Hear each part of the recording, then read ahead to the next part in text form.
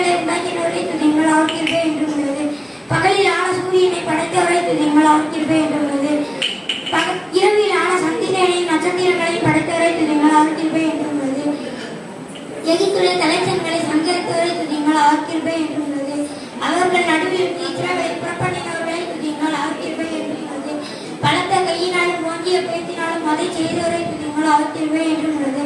சிறந்த சமுத்திரத்தை இரண்டாக பிரித்தவரை துதிங்கள் அவர் கிருபை என்றும் உள்ளது. அவர்கள் நடுவில் இஸ்ரவேலை கடந்து போக பண்ணினவரை துதிங்கள் அவர் கிருபை என்றும் உள்ளது. பல்வேடையும் சேனைகளையும் சிவந்த சமுத்திரத்தில் கலந்து போட்டவரை துதிங்கள் அவர் கிருபை என்றும் உள்ளது.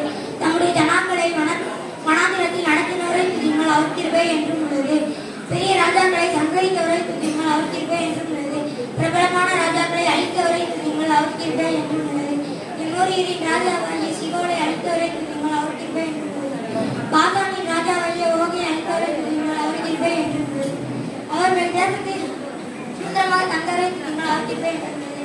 நம்முடைய தாசானாகிய இஸ்ரவேலுக்கு சுதந்திரமாக தந்தவரை துதிங்கள் அவர் கிருபை என்றும் உள்ளது. நம்முடைய தாழ்வை நம்மை நினைத்தவரை துதிங்கள் அவர் கிருபை என்றும் உள்ளது. நம்முடைய சத்துருக்களின் கையிலிருந்து நம்மளை விடுதலை பண்ணுவவரை துதிங்கள் அவர் கிருபை என்றும் உள்ளது. மாம்ச தேவகையும் உள்ள ஆகாரம் கொடுத்தவரை துதிங்கள் அவர்